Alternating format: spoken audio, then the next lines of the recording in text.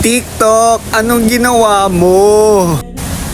In-update ko naman yung TikTok app pero bakit ganito?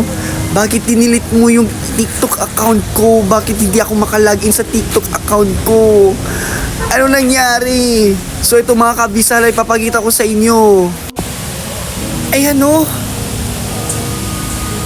Sayang ang followers. Sayang ang likes. Sayang ang mga following ko.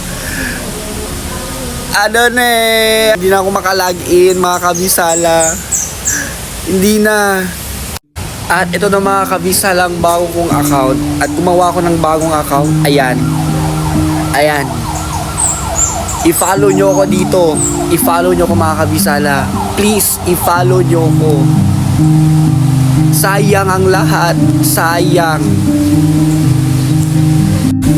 So ayun lang mga kabisala yung update ko sa inyo ngayon. Buti na lang hindi nadama yung Facebook, YouTube at iba pa. Ito lang.